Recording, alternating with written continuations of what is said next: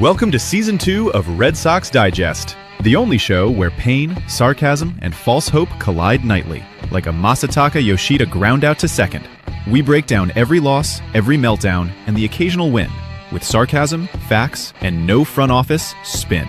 Subscribe today at RedSoxDigest.com, or keep wondering how a wildcard team spent an entire offseason avoiding power hitters. And now, here's the crew at Red Sox Digest.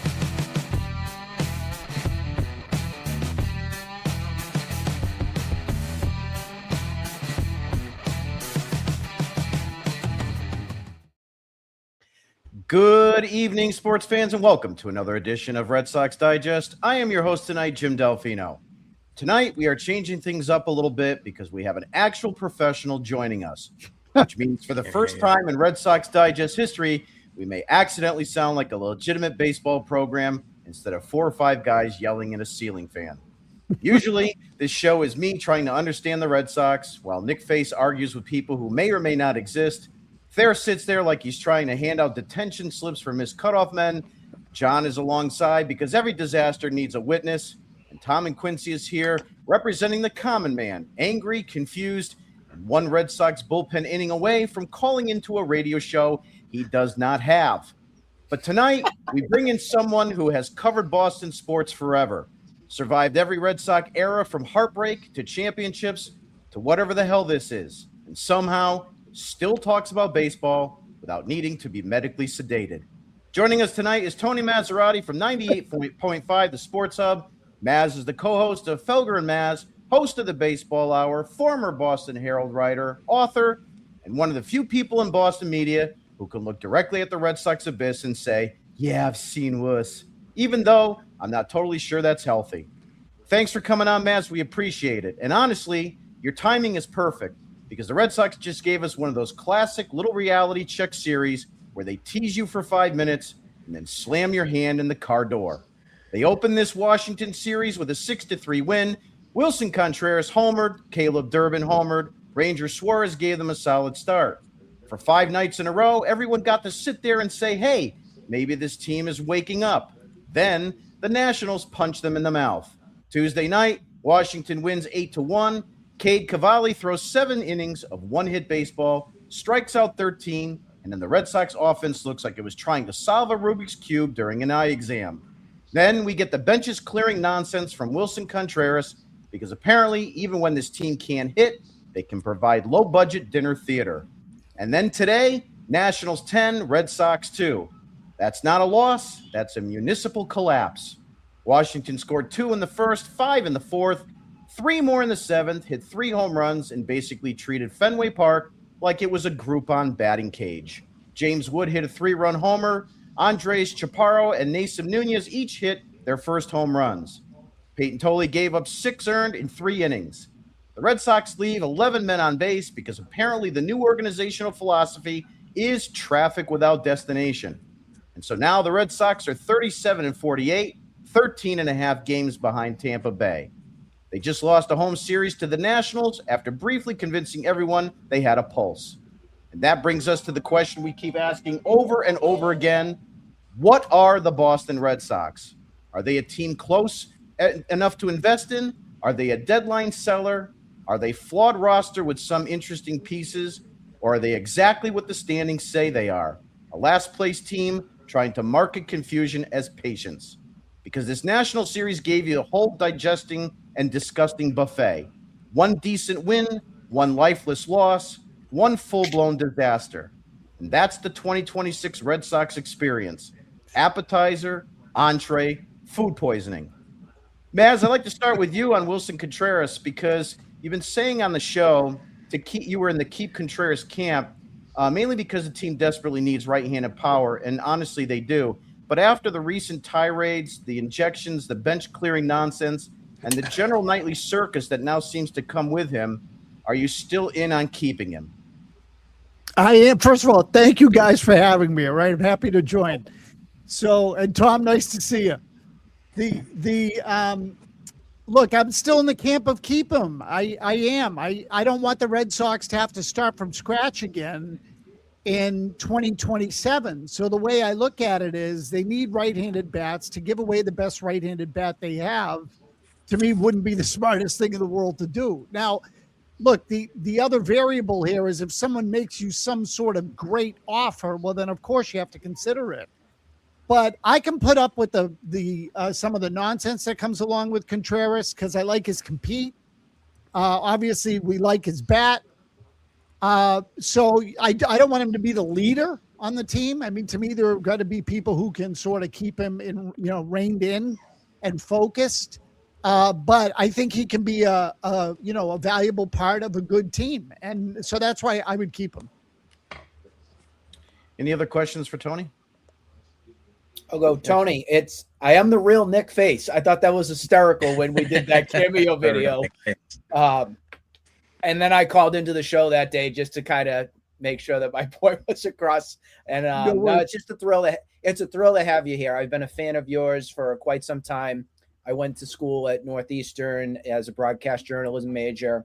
I created a business actually that we incorporate sports and learning with kids called Sports Zone 101. And that's kind of where my career and my passion of following sports and calling games and being involved in the media and everything has come from. So I've been a fan of yours from the very beginning, from the Herald days, and it's wonderful to have you here. My question for you is, if Breslow's not the guy that the Red Sox are going to have here long term, who do you feel is the guy that's going to help rebuild this Boston Red Sox team? So I wish I had an answer for you. I don't. Yeah. But here's what I will tell you. I could give you I'm going to give you a name as a guideline.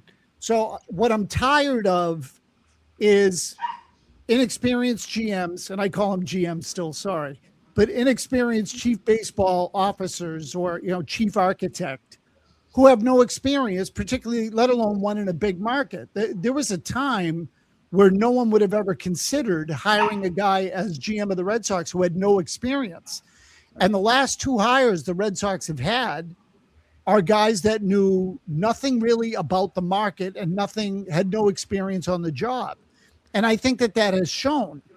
So, whether it's they don't understand the demand or the need to win like Bloom, or they don't have the experience to execute a deal with an agent or make a trade without some sort of guidance from someone like Theo Epstein. To me, you've got to have a reputation in the game to be able to take this thing over. So I was talking to someone recently, and they said, we were talking about the just the struggles the Red Sox have had sort of building an operation again. And the person said to me, like, look at the decision making the Braves have had over recent years and compare it to that of the Red Sox. And I thought, that's what they need to do is they need to go to an organization that has established GM and try to get that guy out of there. So when Henry first took over the Red Sox, he wanted to hire Billy Beane. That makes sense to me.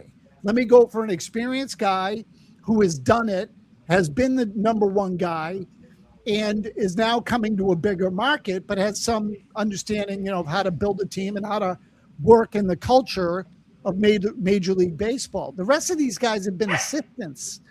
Bloom has been an assistant. Breslow they brought here to run the pitching, and as it turned out, they gave him the head baseball job because they couldn't find a better candidate. So to me, like I always say, call the Braves. Go to Alex Anthopoulos if he wants to be the GM of the Red Sox. And if it takes, Henry was ready to pay Billy Beane like $12.5 million 20 years ago. If it takes $20 million to get him, pay the $20 million. And I just pick him out of a hat because someone said the Braves to me. But, there's a lot of places. I'd prefer someone who's in a mid to big market. I don't know if I'm interested in the GM of the Brewers. And Felger has raised that on the show. But someone who's got some. Yeah, sorry, go ahead. I was going to say, I'm sure he's a fan knowing Mr. Milwaukee. Well, right. Exactly. So to me, it's got to be someone that has some credibility when they come in so that everybody in the organization can look and say, okay, this person has done it. We'll follow. And the fans can have the same feeling and look at him and say, okay, we got someone here who at least has a clue and has done it before, and then go from there. There's no guarantee it'll work because look what's going on with the Mets. I mean, they hired David Stearns, and that thing is not going well. But I would say, overall, I'd rather take my chances with that than another guy to go 3 or 4 years and on the job with training wheels. Did you hear anything about our Jared Carabas? We all know he's on your show, The Baseball Reporters, a bunch, and he came out yesterday with some report about Alex Cora still being somewhat of a buddy, wink friend with the Red Sox and everything. Do you think there's any smoke to that with Cora actually coming back within the baseball ops department, going upstairs? So I'd rule out nothing. I rule out nothing ever, because every time you think something can never happen, it happens, right? So, but my gut tells me no. And look, I like Cora a lot, but I think that ship has sailed. And I think if they bring him back, first of all, he's not the right manager for what they want to do anymore. I really believe that. He should be a big market manager with a real team. If the Mets want to bring him in, he'd be a good fit in New York, and I think he'd work there. But in terms of if they wanted to make him a chief executive, well, now we're talking about another guy with no experience. Right. And so Cora's got a great baseball mind. I don't dispute any of that, but I don't want someone who's just, I need someone with some credibility now. And the other thing is, how many times are they going to bring him back? He was here the first time. He got suspended. Then they brought him back. Then he got fired. Now they're going to bring, it's like Billy Martin with the Yankees years ago when George Steinbrenner fired him and hired him like 3 different times. And at some point, it just wears out. You've got to turn the page. And so they've got to get someone in here to start all over again with no ties to anybody, but who has experience. That's what I think. Let's go to Tom next. Tom, you want to ask Tony something or spill it? You haven't called in yet, Tom? Monday I did. Monday. I couldn't call in yesterday. I didn't call in today. I didn't call in today because I figured I'd see Mazz tonight.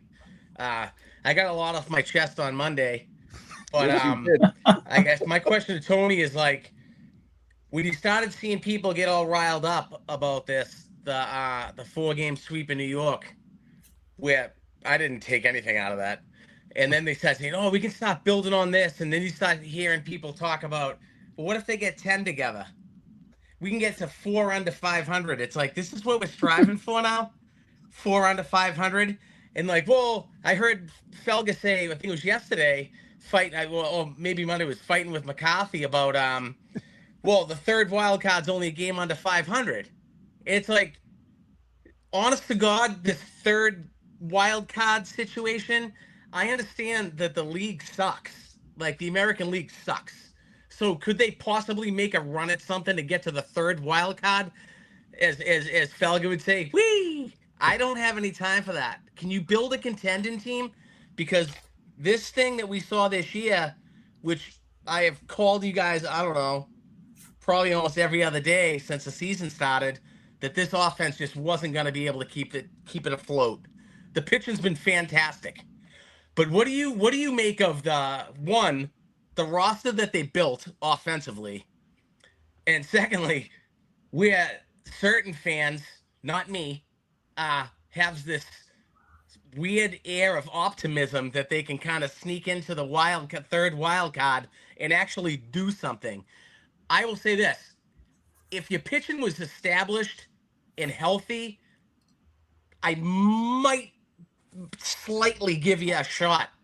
Now that Early's out, Crochet's out, Tolley didn't look good again today.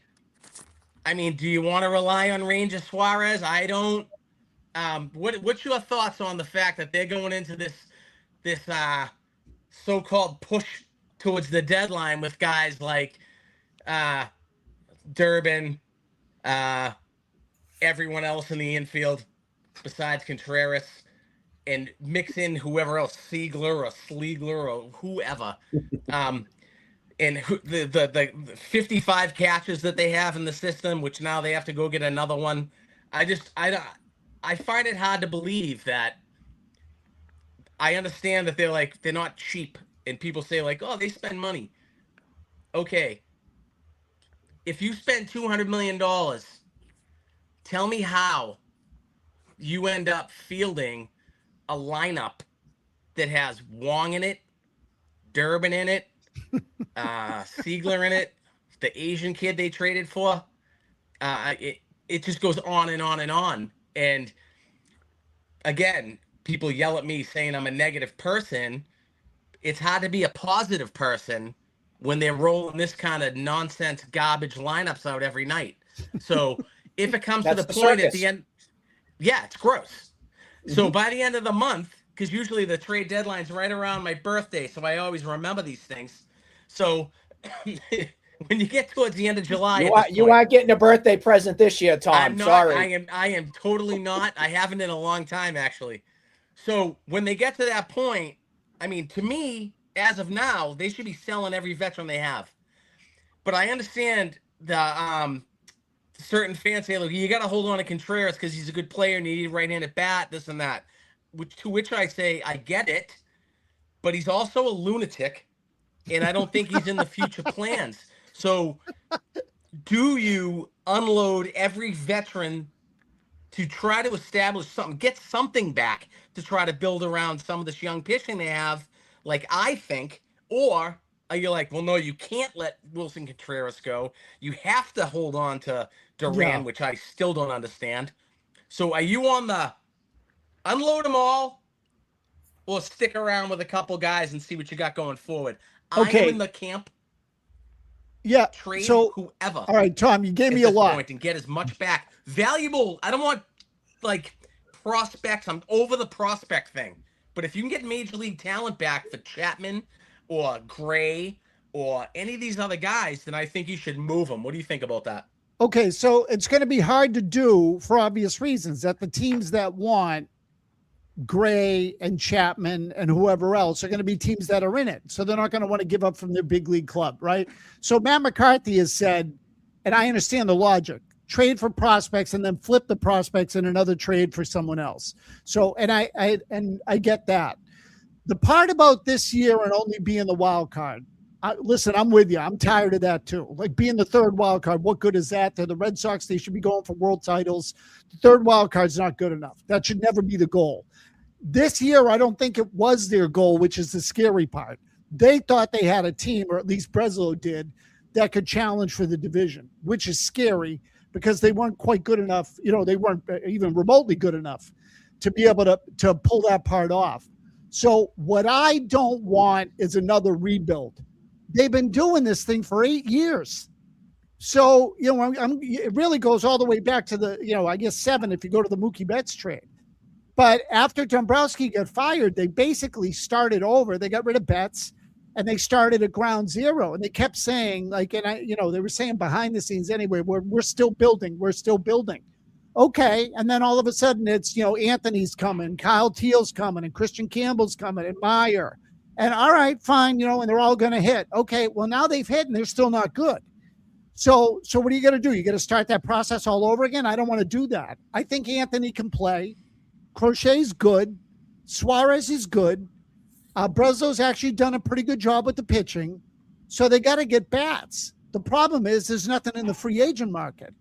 So I would rather trade veterans who are on short contracts than I would a good veteran who is signed for the next couple of years. The reason I want to keep Contreras is he's signed for 27 and he's got a team option for 28. So if he's performing at even, let's just say it's 20 home runs, 80 RBI, he's way ahead of that right now. But if he's a 270 hitter, 20 homers, 80 RBI, good enough. I'll take it. I'm going to want that in 2028. So I'm inclined to say keep him, because otherwise then you need 2 right-handed bats, and there's just, I don't know how many prospects can you trade? How many free agents can you sign, especially when the free agent market sucks? So I want to keep some of it. So I would keep, obviously, Anthony. I would keep Contreras. I would keep, the rest of them I'd be inclined to move if you get something great from him. Even Abreu. I like Abreu as a player. But on a really good team, he's like a 6 or 7 hitter, in the using the old sort of traditional lineup model. And, if he's your number 3 hitter, you are what you are right now, which is not good enough. So, but Contreras can be like a number 5 hitter in a good lineup. I still think Anthony can be a 3rd or 4th hitter. And if you get the middle 3 guys right, if you get those right, and if you keep Contreras and Anthony, you might have 2 of them. I'm not saying definitely. I'm saying you might. Well, then all you got to do is get 1 more. And then all of a sudden the pieces around them aren't as hard to fit because those got little less is asked to those guys. And now all of a sudden, your lineup is at least average or better than that. And you got good pitching and then you build from there. So that's my only thing with Contreras. I mean, I like the player. I don't love the player. I don't deem him to be untouchable, but they're so desperate for offense. I think they got to keep anything they have with a pulse that has security or that is signed for the next couple of years. Sonny Gray's 36, mutual option after this season. I don't see the Red Sox wanting to pick that up. So I think, you should move him. Same deal with Chapman. I think you should move him. I'd even think about moving Whitlock because he's a reliever, and I love Whitlock, but I think you can get something for Whitlock. He's got 2 option years coming up that are going to pay him, right around $9 million, which isn't ridiculous for a good reliever, and he's still good. But someone will give you something for him. And, and then I like the young pitchers. I am a little worried right now about Early's injury and what's happening to Tolley. These guys have never pitched a full season in the big leagues. So at some point here, they're probably going to hit the wall. And to ask them to pitch 180 innings, and maintain the level of performance they're doing now is probably unrealistic. So I don't think they're going to be in it in September is what I'm getting at. I think there are enough negative things working against them that it's going to be hard for them to get back in it. And they dug themselves a hole so deep that winning, as you said, winning 5 in a row is not going to do dick. So, I think they need to start thinking about, rather than say the future, I would say 2027. Think about how they can make the 2027 team better. And then, and then see what happens with the work stoppage and everything else. That's how I would approach it. I don't know how they're going to do it. One of the interesting things about this 2026 team right now, if you look at the starting rotation and your infield, it's all different players from last year that was actually in the playoffs. I don't know a time in history that's happened to this team. John, you got a question for Tony or a comment? Yeah, absolutely. So Tony, thanks for coming on. This is awesome. Getting your perspective on everything. You just brought up 2027 and how we might have a shortened season. Gun to your head right now, and for fun, we'll just say Tom's pointing the gun at you. How many games do you think we're going to play next year? And then, what are if you had to make 2 or 3 moves, and you don't have to say names, you could more so say positions, but what type of players are you looking at from an offensive standpoint and positional that you want to bring in, say in the offseason or even at the trade deadline, if you want to do that buy and sell dynamic that we've seen the Red Sox do in years past. But who are you looking to acquire? And obviously how many games, if you had to say right now, are we going to play next year?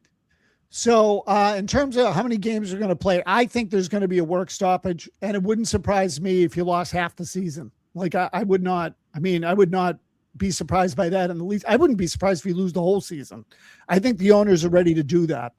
Now, just quickly, because I think this is important, Buster Olney made a great point that I had not considered. And Buster Olney said, the last time, the way it's set up for the union is they have this 8-man executive committee. I don't know how well you guys know this. It's 8 players who, every team has a team rep. Those team reps then talk to an 8-man committee of players that sit in on the actual negotiations. And those 8 executive committee players give their advice to all the 30 team reps. And then those team reps are supposed to relay it to all the players. The last time they negotiated, the 8 reps told the players, don't vote for this. Okay, they told the player reps, do not vote for this deal. Vote against it. All 8 of them. the player reps went back to the teams, or maybe not, but probably went back to the teams and said, what do you guys want to do? And the majority said, we want to sign the deal. So they overruled that 8-man executive committee that is supposed to, be the hardliners. And that tells you that the players didn't want to work stoppers. They said, we're not doing this bullshit. We want to play. We'll take our money, and that's it. Let's get out of here. So the players might not be as unified as they've been in the past. This is Buster's theory, but I think it's a sound one, which means if the owners start canceling games, the players might crack. And if they crack, we'll end up with a salary cap and then there'll be more games. Buster only doesn't think there'll be a strike at all. He says that he thinks the players are going to cave and that, they might lose part of spring training or even an early part of the season, but they'll basically get the year in. So that's just 2 cents on. I'm more pessimistic about it. This thing's been looming for a while. There are a lot of financial parts of the sport that are broken that they have to fix, and it's a lot of work. So I think it's going to be ugly. But that aside, they clearly need a right-handed bat. I would like to see and that's assuming that they keep Contreras and they keep Roman Anthony. I'd like to see some sort of, third baseman or second baseman. They got to get an infielder in there. I don't mind Rafael in the outfield. So if you were to say to me my 3 things, right-handed bat, I don't care where it is, but it's got to be someone who can hit for a good average and good power. He doesn't have to be great, but he's got to be very good. I would look for a catcher. I think their catching sucks. And it's a problem. It's an area where, if you have a good catcher, it's a big advantage over every other team in the league. They're hard to find. Okay, so I don't know what the right answer is there, and I'm not sure they can get a good catcher. But if they can find one, like I had reservations about trading Kyle Teal in the Crochet deal for this reason. Now, Teal, I don't know if he's back now, but he's missed basically all the season. Had some sort of hamstring injury, and then something else popped up during his rehab. So, but, I like the idea of a catcher who can hit, even if the defense is, I'll call it mediocre. I don't want bad defense behind the plate. But if it's mediocre defense and a good bat, I'll take it. And I would say I'm good with Rafaela. I'm good with Abreu. Anthony to me is fine as a left field DH combo. I'm good with Contreras. So that's what? That's catcher, maybe a third baseman, play Durbin at second. Because Durbin's showing a little something now, and I could see where he could be, again, a bottom of the order, even a number 2 hitter. In the traditional model, he's not Aaron Judge. He's not Mike Trout. But I could see him as that kind of guy. And the defense is good. And then, with the pitching they have, I'd focus on bullpen. So their starting pitching's really good. I mean, we all know that. And that assumes health. But, 2 or 3 bats and a reliever, or 2 bats and a reliever with their rotation, you might be okay. Like, you're not going to do all of this overnight. So to think it's all going to happen and it's possible that they come out and win 94 games next year, but I'd say it's unlikely. I think the biggest problem I have is that since John Henry and the Red Sox are such reactionary people, I don't want them going out and getting a large contract from a player whose best years are behind them. Agreed. As opposed to in front of them. And that's what worries me, that they're going to go out and do, and then we're going to be just as bad as we have been. Theory, got a question or comment for Tony? Yeah, definitely. Again, Tony, thanks for being with us. Sure. Growing up, and this is going to sound sacrilegious, I loved Fenway Park, but I always felt that Fenway was almost a hindrance to the success of the team. Until 2004, they never had a team that could really succeed outside of Fenway Park and still handle all the pressures of it. But after that, we saw that Fenway really became an institution, kind of like Yankee Stadium was, to benefit the Red Sox. But at this standpoint, do you think the Fenway is actually, from a baseball standpoint, a positive asset to the team, or do you think it's more of a business asset and not so much a competitive advantage benefit for the Red Sox? The second thing. Right. I mean, again, and a lot of people have said this of late, but we all know people will come from anywhere to buy tickets to see a game here, whether they're here for the World Cup or whether their team's in here on a 3-game road trip. So I don't know how many Nationals fans were in the ballpark this week, but I know in recent years, last year was better in terms of Bostonians being in the ballpark again. But prior years, if the Dodgers came into town, there were a ton of LA fans. I remember like 3 or 4 years ago, I went on 4th of July weekend. The Rangers were in town, and I couldn't believe how many Texas Rangers fans had made the trip to Boston and come up here for the 4th of July and, and go to Fenway Park to see the Rangers. And, the Rangers have a suck fan base, if you ask me. I like that team is, tell me what a Texas Rangers fans look like. And, I've run over them 3 times and still wouldn't know who it is. So, but when that starts happening, that means that, it's obvious. Your fans who were buying tickets aren't buying them anymore, and they're selling them to people out of market. So, but the Red Sox don't care. They get their money. Right. And they're always going to get their money in that ballpark. It's a draw. It's a museum. The ballpark has become the star of the organization, especially now that Cora's gone. So, I think it's a problem. And, I don't know how you fix that. You don't want them to give up the ballpark. But the way to keep everybody happy is to just put a good team in there.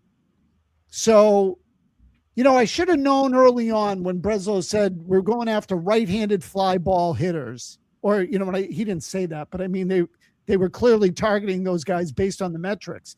Those guys have never worked at Fenway Park. Nope. I mean, very rarely. And, you get a year out of them where a guy hits a lot of home runs, but it has to come from the lefties. If you look at all the great hitters in team history, they're all left-handed, the large majority of them anyway.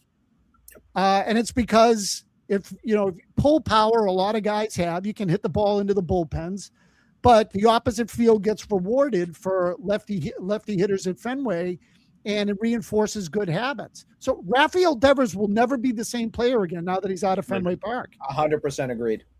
Yeah. Absolutely. And I looked this up the other day. I was going to try to punt. I think his career average at Fenway is like 295.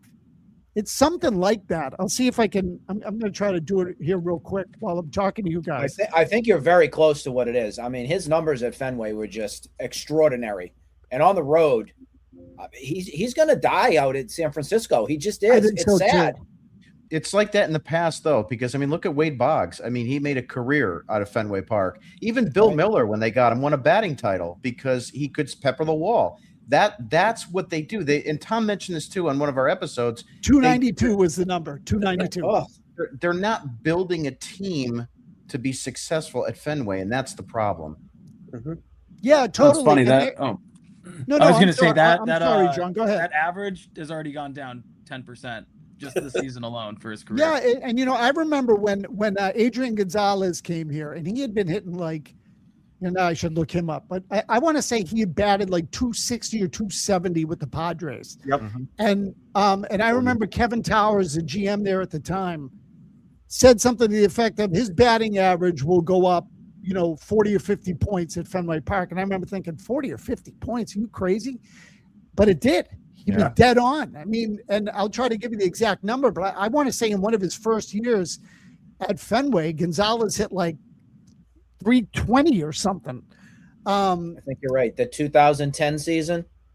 Yeah. No, so 11 season when they traded him. That's right. He had 338. Yeah. And his last year in San Diego, he had 298. I said 261, but his career average in San Diego was 288.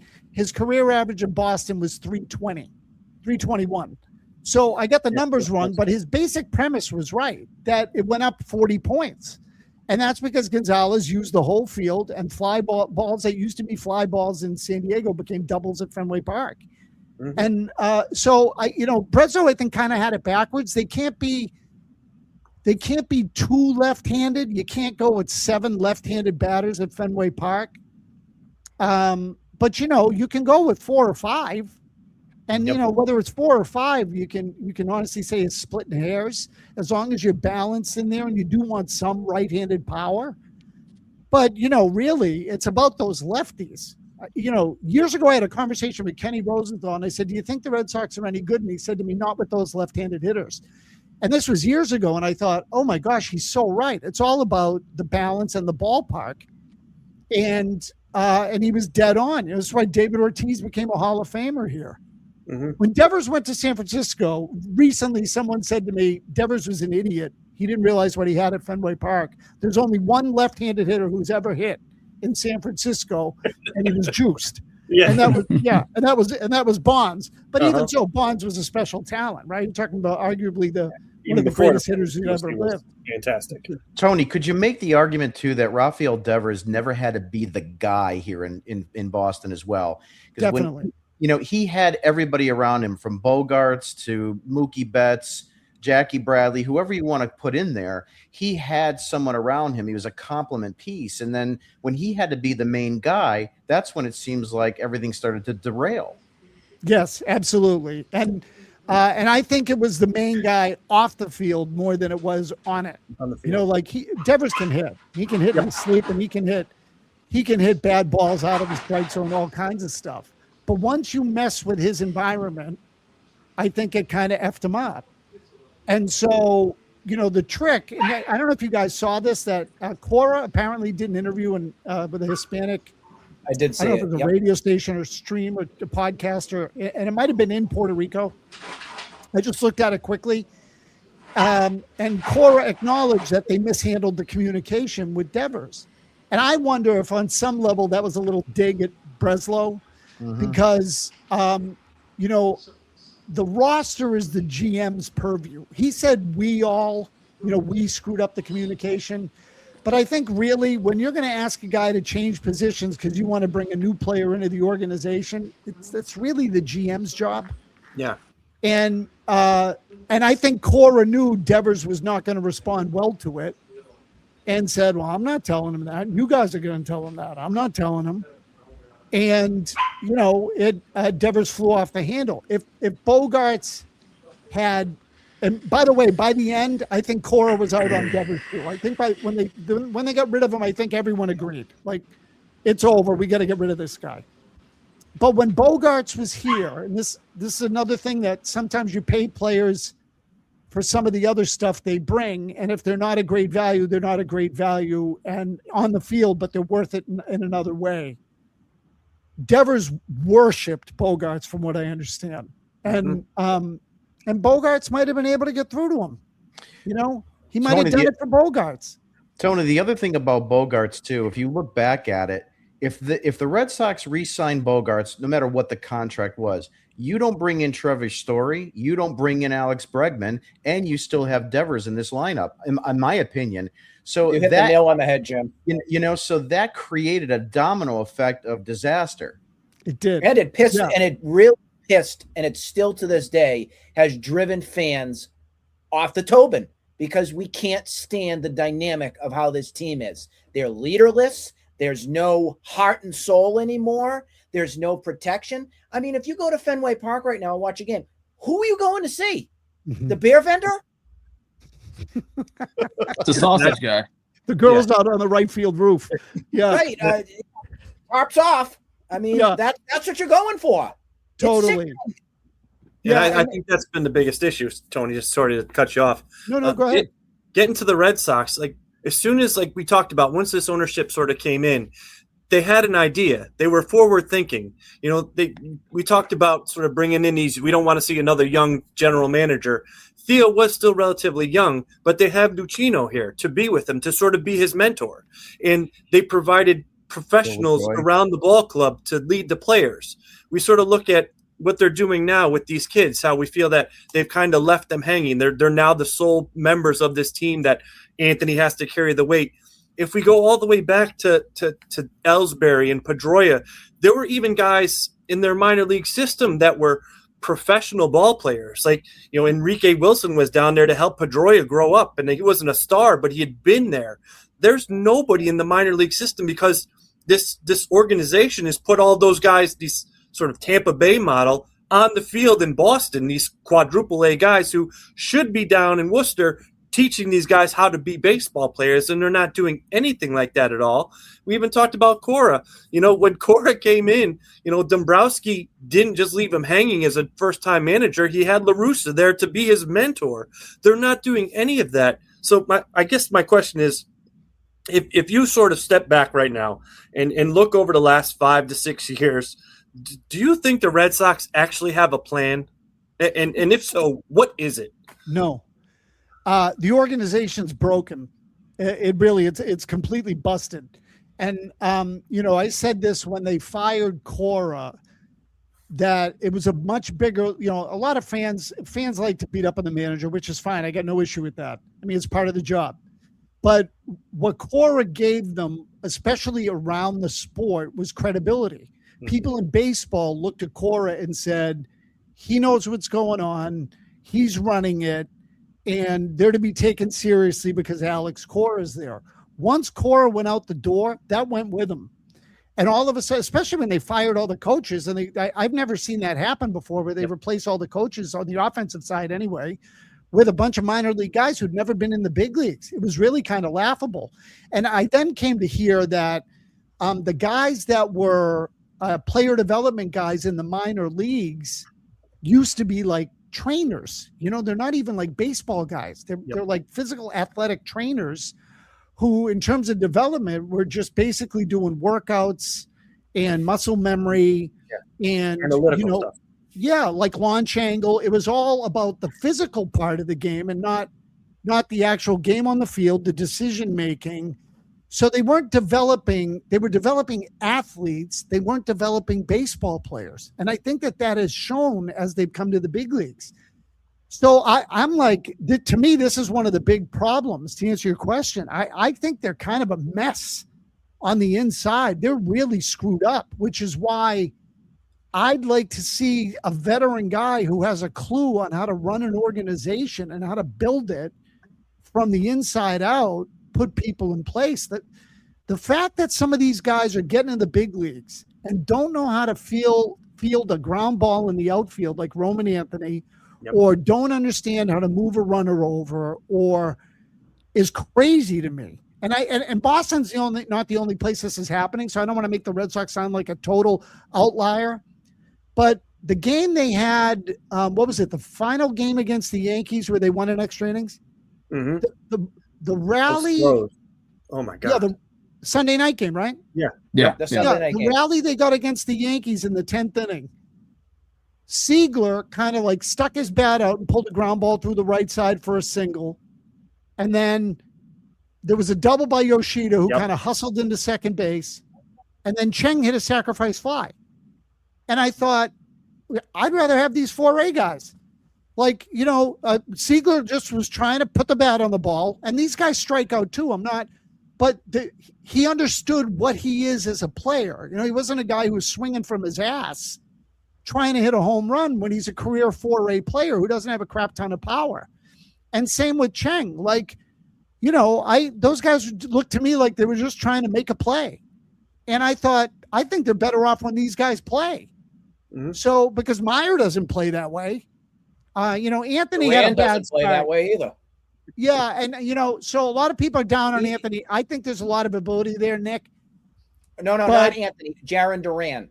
Oh, Duran. Yeah, forget Duran. Duran is the one I can't for the life of me understand how he's still on the team, outside of the fact that the rest of the league must laugh at the Red Sox because their package they probably want for him is to the moon. I don't get it anymore. He is overstayed his welcome to the point I don't even want him in the lineup anymore. I just don't. I don't want him on the team. So the answer on Duran is, if he has a year like he had last year, he's cheap. And so they couldn't bring themselves to trade him because, like, why would we trade a guy who's given us, I did this thing not too long ago online about the, what the hell did they call it? Surplus value. Did you guys, any of you see this? Yes. Yeah. Okay. So they're so into this whole surplus value thing now that if a player produces like a $25 million player, but we're only paying him $7 million, well, then we're making $18 million, right? We're plus 18 million.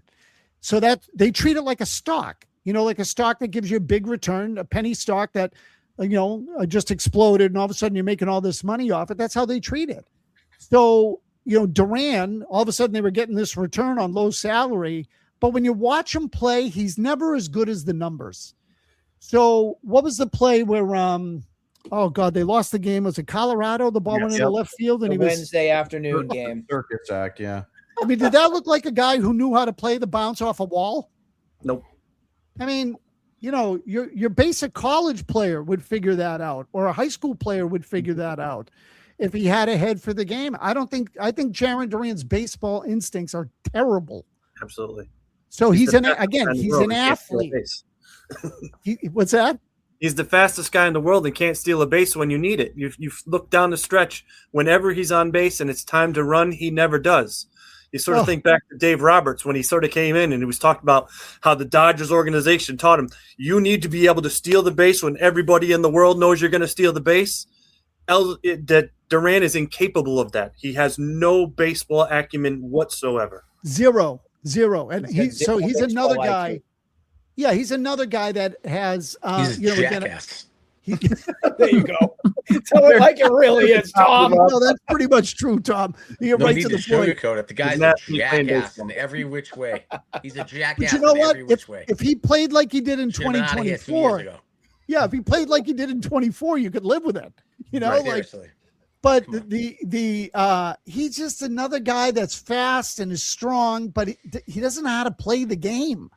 I'm just waiting. And they don't have many guys like that anymore. Yeah, Tony, really quickly, he would pull Duran in a minute. Tom has said this on previous. Duran to be buckled. He said this in previous episodes. How guys and then cried that he got bullied. Triston Casas, Marcelo Mayer, these guys, Roman Anthony, they've all been shoved down our throats for the last few years. Did they strike out here? I mean, in all honesty, maybe we could say Anthony might have something there, but man, oh man, I feel like they held on to these guys. Dave Dombrowski, I think, would have traded most of these guys if he were still here. I think they struck out. I really do. So I'm not ready to quit on Anthony yet because it's too early, and I think that they've mismanaged him. So, he looked so good before he got hurt last year and he hurt the oblique. And I think that was a legitimate injury. I don't think that was, that's a tough one for a ball player. It can keep him out. Yeah, it can keep him out. So don't worry, Tom. Keep him out like 6 to 8 weeks at a minimum. I mean, those oblique injuries are bad injuries for hitters. But then they brought him back without any real help in the lineup other than Contreras. If again, Durbin was hitting 5th or something on opening day, whatever it was.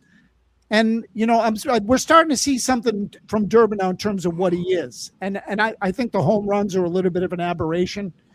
But, he's the kind of guy that'll put the bat on the ball and spray it around a little bit, get some doubles, and he'll hit 270, and he'll give you a representative at bat and play good defense. I can find a spot for a guy like that. He's not going to be hitting in the middle of my lineup, but I can find a spot.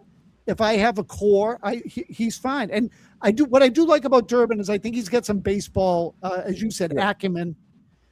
And also he's got some grit, to bury himself like he did and fight out of it tells you something. Like he's got some character. So I like that about him. But so with Anthony, they just put him in a horrible spot. There was so much pressure on him to start the year. It was Roman Anthony's their best hitter. It was Roman Anthony's going to win the MVP. Remember all that? Mm-hmm. Yep. And I think he cracked. I think that's what the throwing things were about. I think he all of a sudden was just not himself. Now the thing with the finger, could he be playing through it? Probably. I mean, but there isn't someone there to call him on it or to teach him how to do it. Who was saying that earlier about no guys in the minor leagues? Yeah. There's none. They didn't have anybody for any of these guys in the minor leagues. So I think they've kind of screwed him. So, who knows what people are saying into his ear, like, hey, take your time. These guys put you in a bad spot until you're ready. Don't come back. So, but I have hope for him. He can hit. And baseball people who know a hell of a lot more than I do, think he can really hit. Mayer, I'm more worried about. Yep. Campbell's toast. Forget Campbell. That one's over. Mm-hmm. They got to move him to another organization. That's not going to turn around. And that was one of the more embarrassing things I think I've ever seen the Red Sox do, is celebrate him as some sort of organizational success 1 week into his big league career, and then watch him nosedive and fall on his face. Yeah. So they screwed him bad. I mean, he got his money, so that part's good for him. But he was not ready for the big leagues. And, once he faced adversity, he didn't know how to handle it. So I would say Campbell's toast. At this point, I'm ready to write off Mayer. I mean, he's got a lot of ability. I just don't think he has the head. Bayo, I'm worried about. Anthony, I'm not. But to your point, Jim, they've missed on a lot of these guys. And they've also missed on some of the guys they sent out. So, like, their ability to evaluate. Tibbs, Harrison. Yeah, I mean, Priester. Right. I mean, the list goes on. Yeah. So Even I the look Mazz kid is better than Mayer. He's the one they traded for Crochet. I mean, it's, there's a lot of mistakes here that they've made in terms of personnel. So there's an evaluation problem with how they're doing it. And look, even Durbin went back to his old way of hitting. Mm-hmm. It's like, screw these guys. I'm not going to.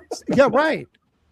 But see, so my question is, why did they feel the need to go out and get Caleb Durbin and then try to change him into something he's really not? What he was doing for the Brewers was fine as a big league player. Just don't ask him to be something else and try to turn him into a 25 home run guy. Because hitting, with pitchers and hitters, it's different too. You can't do that with hitters. Mm-hmm. It might work in the minor leagues, but once the competition gets better, they're going to get exposed. So I think they've just effed up a lot of that. It's kind of like the Andrew Benintendi principle.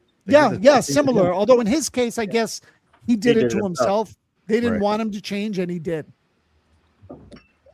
Tony, what did I have here? So when it comes to the trade deadline, do you think that the Red Sox are going to have Craig Breslow in charge of it? And if so, do you think that he deserves to be in charge of this deadline before his inevitable departure from the franchise? Yeah, I don't. I mean, I think he's going to do the legwork. I don't think he's going to make the final decisions. So I think it's going to go something like this, that, when Lucchino ran a deadline or two, basically, it was, these are the kinds of players we're going to look for. So get on the phone, and if it's a veteran guy with 2 years in who's, got an upside still, but had a bad year, we're interested. We want, my point is they're going to give them profiles and salaries and say, these are the kinds of players we're looking for. Now make the calls, find out who's available, but before you do anything, come back to us.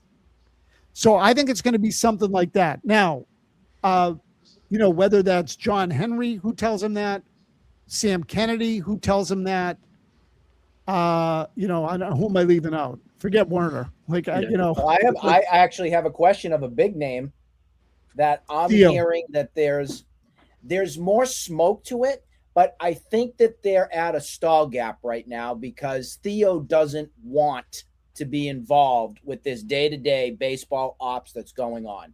So my question here to you is, in a perfect world, if John Henry wrote him a blank check, do you install Theo? And if he accepts it, do you think that he could be the guy that gets the Red Sox over this hump? I mean, look, it's everybody's fantasy. I don't think he'll do it. I don't think that's he'll do where it. I'm hearing the same thing too. I got a buddy who works in scouting, and they're saying there's chatter, but there's nothing that's getting finalized to the finish line right now. Yeah, I don't think he'll do it. I'd be shocked. He gave up a lot of years doing the job here and then doing it in Chicago. And those are dog years. You know, he's got kids now. His kids are, I mean, he's had kids a long time, but his kids are older. I think he's got, you know, from what I understand, he's in a good place. He likes the balance in his life. He doesn't want to be an everyday baseball executive anymore. And I don't blame him. But that doesn't mean he can't consult with them at the deadline. You know, hey, Craig, go out and get these guys, you know, try to seek out these kinds of deals. And then, again, whether it's Henry who tells him or Kennedy who tells him, I think they then sit in a room together and, you know, maybe it's Henry and Theo and says, what would you do here? Or what do you think we should do? What's the best path? Theo gives him his 2 cents. Maybe he asks Sam. I mean, I think Theo's weight would carry the most. But, and I also think Henry's going to have a say. He's the owner of the team and the contract and the kind of player it is. And, you know, Henry knows the numbers. I don't know if he's a baseball evaluator. I don't think he is. But, you know, if they're doing analytics, Henry can look at tendencies. And in a lot of ways, I think you'd trust him more than you'd trust a lot of other people doing analytics. At least he's made billions off it. Right. But I don't think it's, the short answer is Breslow might be working the deadline, but he's not running the deadline. That's how I feel. Yeah. Now I'll just add quickly is if they keep him at the end of the year, then I was wrong. You see what I'm getting at? In other words, if they've already decided they're going to keep him and they've said to him, Craig, you're running the deadline, you know, he's going to have any big expenditures he would have to run by them anyway. But if, you know, he could make moves without them, you know, without their approval in terms of what kinds of players he wants, he could, you know, make those decisions if it's going to be his gig for the next couple of years. I want to thank Tony for being on. We're about 56 minutes in. I know he said he had about a half hour time. It's okay. It's okay. I've enjoyed it, Jim. Don't worry about it. Okay, good. Tom, I know Tom's having some audio issues. I think he had another statement. Tom, if you want to go ahead, Tom, go ahead. Tom, how come we never have audio issues when you call into the show? Landline, baby. Landline.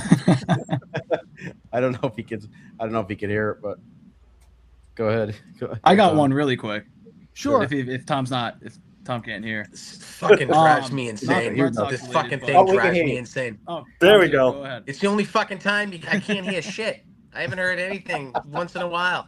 Tom, I just said, how come you never have audio issues? Yeah, how come you never have audio issues when you call the show? Really? Great. No fucking clue what's been going on. I told Jim, I go, I'll just fucking wait till it's done, and I'll fucking listen after. Seriously. So fucking frustrating. This drives me fucking crazy. Every time someone asks me to do any things, I get on it ahead of time to make sure I could fucking hear, and you guys can hear me. But then when it starts, all goes to shit. I didn't change anything. I didn't turn fucking microphones off. I didn't change settings. I just sit here, watch it, and then nothing fucking works. Anyways, Tony, I really appreciate you coming on with them. Sure. I know I talk to you a lot, you know, a few times a week anyway. I like calling the baseball reporters. I love calling you and Mazz. I mean, you and Felga. Even call Murray once in a while when I feel the need on the weekend. I guess, like, the last thing I want to ask you is, like, going from here, if they shit can Breslow, and if they do that, which I'm not convinced they will, and they sure as hell aren't going to do it in the next couple weeks, although I wish they did it today, who do they go to? Where do you find a real baseball guy? Like, the Dombrowskis of the world are like the fucking dinosaurs at this point, right? So where do you get a guy that is like a, you know, chief baseball officer, whatever the nerds call them nowadays, general manager, that is actually baseball first, not stat-driven analytical first? And I get the analytical part. You can rely on that for a tool if you want. But when you let that overwhelm your whole philosophy, I think that it doesn't cause for winning baseball. So if they're going to go somewhere, if they're going to get a guy, who do you know of in the baseball world that could step in here and run the whole show as an actual baseball guy and then hire the people underneath him that maybe can do the nerd part a little bit. So, Tom, the answer is I don't know. Yes, and if you're looking for, again, more of a baseball guy, I don't think it exists anymore. So I would look in, if I were them, I would look in other organizations and try to find somebody who's run the show and who's ready for a bigger challenge. So now look, the problem is the Red Sox have lost a lot of juice. Their brand has been hurt. So I'm not again, I'll use the name Alex Anthopoulos again, but if Alex Anthopoulos were brought in or offered the job here, part of me is not sure he'd want it, because he says, well, wait a minute, you fired Dombrowski in 2019, you fired Bloom in 2023, now you're firing Breslow. So I'm going to be the fourth general manager in 8 years. And what guarantee is there now that you're not going to fire me in 3 years? So they got a problem there when it comes to that sort of stuff. Now, as far as who's out there, who the hotshot executives are, my answer is I don't know. I'm not that close to it anymore. The other option would be well, what about if they do what the Giants did? Hire Buster Posey, bring in Pedroia. I don't love that either. I mean, look what's happening to the Giants. They're all screwed up. And just because Posey was a good player, it doesn't make him a good GM. He's never done that. Pedroia's never done that. And I think, I trust Pedroia's baseball knowledge as much as anybody. But I also think, has he ever sat across the table and negotiated a deal with Scott Boras? The answer is no. So, was he ever in charge of a farm director and a whole organization as far as this is how we're going to teach it, this is how we're going to do it? And I like the ideas that Pedroia could bring. But if they brought Pedroia into the organization, someone like that, I would say he's got to start as a player development guy, or let him learn it for a little while before you put him in a bigger role. Tim Naring, for example, did a lot of that scouting with the Yankees. And, as I say it out loud, I don't know if Naring would ever want to be a GM. My guess is he doesn't. But again, he's never done it. So I don't know that I would want him to do this job first. So, I mean, if it were someone I liked, I think I would say to them, be careful. This thing has been freaking toxic. It's radioactive. They're radioactive. They've been radioactive for about, 7 or 8 years. So I think the task in front of them is not easy, which is why, when this idea came up, I said, if they're going to hire just another young Ivy League analytics guy, keep Breslow. Don't, what, you're going to play this game all over again? And bring in the next guy? And he's going to screw it up, and then, he's going to trade some of the draft picks because they weren't his guys, and I don't like that guy, Marcelo Mayer, see you later. And, so I just assume, someone over there said to me recently, we can't just keep firing GMs every 3 or 4 years. The answer is not to keep firing GMs and managers. And on that, I agree. So, but it's sort of a vicious cycle, right? When you suck, we got to start over. We got to start over. But every time you bring in a new guy, he starts over and he wants his own people, and the place turns into a train station.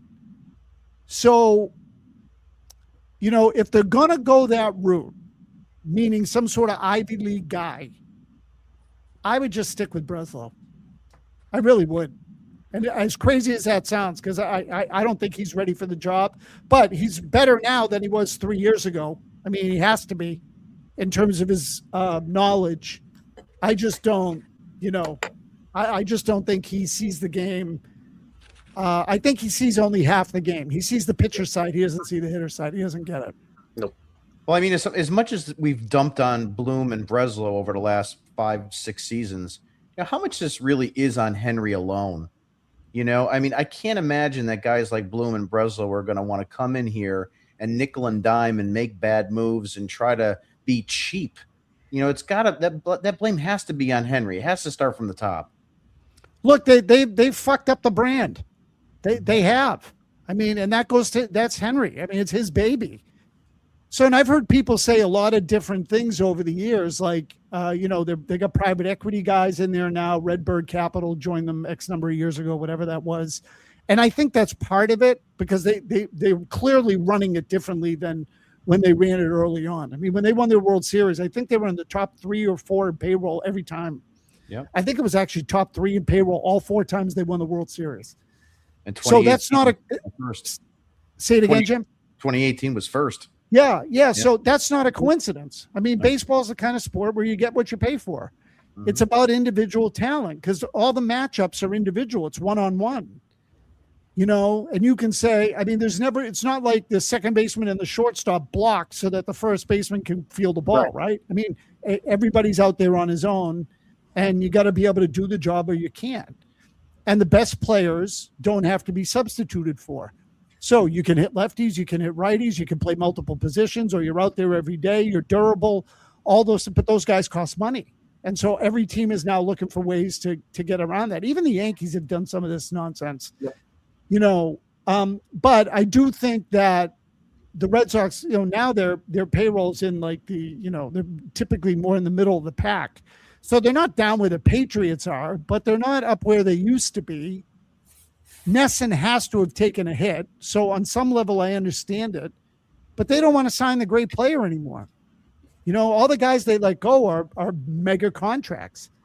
So, Betts, Bogarts got 290, Betts got 360, I think it was. Devers got 310. They shipped his ass out of here. They don't have they signed David Price and regretted it from the minute they did it. Chris Sale's now gone. That was only $145 million. That wasn't even that bad. Yeah. Nope. They got him cheap, sold him. Crochet's the same thing. They got him cheap. They re-signed him for a deal. So, like the thing that was alarming about this offseason, or one of the many things, Warber and Pete Alonso were $150 million. Aaron Judge is making $360. Vladimir Guerrero is making over $500. Soto's making in the 7s, and Ohtani's making in the 70s, although you can leave him out because, he pitches too. So the 150 is a freaking drop in the bucket now. Mm-hmm. That's not a lot of dough anymore. And they won't even do that. I mean, they signed Suarez, right? So they nickel and dimed Pete Alonso. Yeah. Yeah, I think he wanted to come here. That's the problem. They didn't want to go the extra effort on that. And the same thing with Bregman with the no trade clause. I'm not a Bregman guy, but he added some stability and, that veteran leadership, a guy that's been in the playoffs 10 straight years, whatever it is. I mean, that's the problem. They don't have that. They don't have anybody to rely on. Who's the veteran on this team now? Duran? You're going to actually rely on him? Good God. It is. It's the guy who's been ejected in 2 out of the last 3 games. Yeah. Freaking nightmare. It is. Nick. I know we're going to be wrapping shortly, but Tony, one of the things I really enjoy from your show with Felger, Mazz, and Jim, you do the Mazz's Tears on Thursdays. I love that because it gives a great conversational piece. So before we wrap, I was wondering, Jim, if it's okay if I ask a question and we just do like a minute across and to let everybody have a choice on what this question is and pick something as a little talking point to end. So, sure. Mazz, here's the question. The Red Sox have had a doozy of bad decisions over the years. I'm just going to date it back to 2012. Okay. What is something on your list that is one of the worst decisions the Red Sox have made since 2012? We'll kind of just go around here. Tony, you can go first. So, well, the easy one is Betts. But the one I think was really bad and started them down a bad path was Lester. John Lester was a big mistake. Love that choice. Big time. They then had to go out and pay David Price $60 million more than they paid Lester. He was not equipped for the market. He didn't have Lester's balls. He didn't have Lester's delivery. Lester was homegrown. He was big. He was durable. He had a good delivery. He wasn't afraid of big games. He knew the market. They had the guy. Mm-hmm. I mean, they had him. And they couldn't bring themselves to pay him because he was 30. And then a year later, they had to go out and sign Price. And then a year after that, because Price didn't really, work out the way they wanted at the beginning, they had to go out and trade for Sale. So they paid for Lester basically 3 times over. I mean, just a colossal mistake. I love Lester. He should have been a Red Sox for life. He gave you everything you wanted. Everything was there.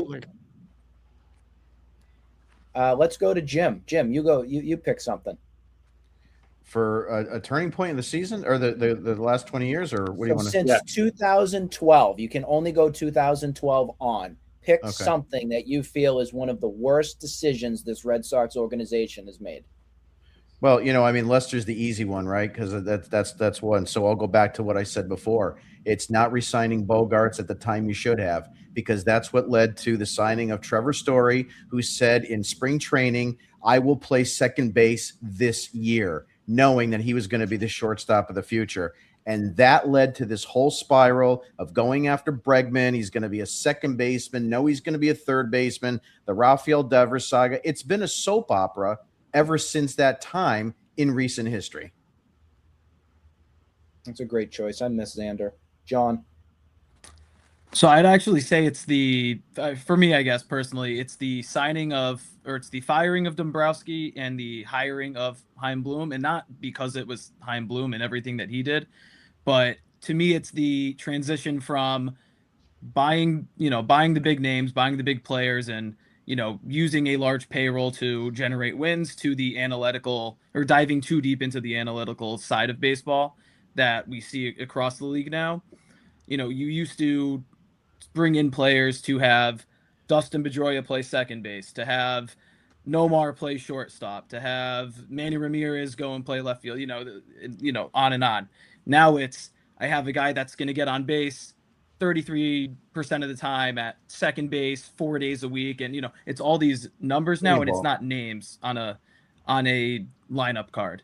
So I think that just the transition from the Dombrowski era to the Chaim era, and just all the analytical, just driven way of, philosophy of a team that this team operates under now, is kind of just the worst thing that's happened to the Red Sox franchise. It's when they became Mickey Mouse. Mm-hmm. Down to Thayer. It's going to be an interesting one. I'm going to say actually winning the 2013 World Series with that team, because it reminds me so much of Moneyball. Like we talk about, they brought in Ross, and they brought in Gomes, and they brought in Victorino, and they did it all on this small scale. But it's kind of like everyone's talking about, they brought, Hillenbrand and all these guys that they brought in with the A's, but everyone forgets about they still had Ortiz who was rolling. They still had Pedroia who was doing his thing. They had Lester. Lackey came back for free money after coming back. They had all those things. They had, Papelbon in the bullpen, Okajima. That's what won that World Series. Stand the fact that you bring in Ellsbury and he had his thing going at the end. That gave this franchise, at least the ownership, this idea of, hey, we can do it cheap and win. And I think that ultimately is the downside. Yes, they won in 2018, but again, they got so lucky because they actually had guys that were good. Betts and those players were once in a generation player. But 2013 winning it all gave Henry this idea that they can do it on the cheap. Koji did it. Because the Red Sox become the smartest people in the room. Exactly right. I said this back before. I said the championship in 2013 was the worst thing that could happen to them, because then they wound up going cheap and saying, well, we can get blue-collar players that are on the wrong side of their careers and put it together. That didn't work. Then it was back to spending money again. Then they spent the money and won. They're like, we don't want to do it anymore. Now we want to sign players that are rookies to long-term contracts, or maybe we don't want to do that. Maybe we want to find diamonds in the rough. They have no direction, period. Do you think Tom can go, or does he not? I'd love to. I can only once in a while. Tim, my first pick, Lester. Second pick, Bogarts. Right? I kind of agree with Thayer a little bit, but I'll say this: the worst decision this team has made since then is hiring Chaim Bloom, because that showed that they swung so far. The pendulum swung so far off of what Dombrowski did. So they got Bloom in here. And him and his effing dorks decided to just change the whole philosophy of what the team is going to do. Have not won an effing thing since. It's led to Breslow and all this ridiculousness of where the baseball guys are out of the operation. You got a bunch of effing analysts. There's no more scouts. There's no more baseball people at all. So, yeah, the Lester thing, lowballing him after the start. Winning in 2013 was interesting because all the guys that they got that year, weren't they all signed to the same contract? It was like 3 for 30 for like Dempster. Something like that. Yeah. Like they were Like all Napoli, the same contract. all of it. Victorino. Yeah. Yeah, they all like 3 for 30, 3 for 30, 3 for 30. And somehow that worked. Bloom coming in to me. Since then, it's been a They got lucky that year. Yeah. I watch every game still, holding my nose in most cases, and have to listen to the nonsense where I get ripped to shreds and they tell me I'm an old man shaking my head at the clouds and I'm only 52 because I don't buy into all this nonsense that the Bloom crowd and hence the Breslow crowd has brought in. So to me, since 2012, Chaim Bloom's the worst thing to happen to this organization. Love Just that. my 2 cents. My end, I was a big Lester guy. I'm in the same camp as you, Tony. That just completely turned the organization around from that point. But I actually have a different one. And I know Mike Felger is going to want to punt me to probably Nantucket on his raft. But I am going to actually say, because I beloved this guy, and it erupted the fan base to not being able to respect this organization enough for what it is right now. And it was the ousting of Don Orsillo. It really was. Yeah, he that was a bad one. Absolutely loved, still is to this day. It's been 10 plus years. I know you got a chance to work with Dave O'Brien. This is not a knock on Dave. Don and Jerry were just classic Red Sox. They were a part of your living room. They were a part of your family. They developed that trust and bond that is so severely worn from all of us Red Sox fans that have gone through the championships and gone through the ups and downs and saw a winning product. Don being a part of that was like rocking the baby. Like it's just a part of a routine and a part of the love of the team. And I feel that love has been so severely shattered, like a broken heart in a way that Red Sox fans still have right now. Yeah, that was, I think, The Padres internally. embrace him. Look, O'Brien's a really polished broadcaster. Don was more of a personality. And, I think they now recognize that. I think they realize that, that I'll call it a mistake. I mean, O'Brien's really good, but he's more of a, sort of your classic, very national, almost broadcaster. Don was more of a local guy, and that connected with the fans. You're right about that. There's no and I question. think that connection has been just, it's amazing. I don't know. I'm sure you see it on Twitter, and the fans still love Don Orsillo. They do. And I know you and Mike and Big Jim have gone back and forth with it, but he's really not an announcer to Red Sox fans. He's a part of the family. And I feel Agreed. like that is just so, it's one of those wounds that just won't ever heal. Yeah. Totally agree. Well, I want to thank Tony for being on with us tonight. I want to wrap it up. We probably went over more than he wanted to be on, and I really appreciate it. Thank you so much, Tony, for being part of our show.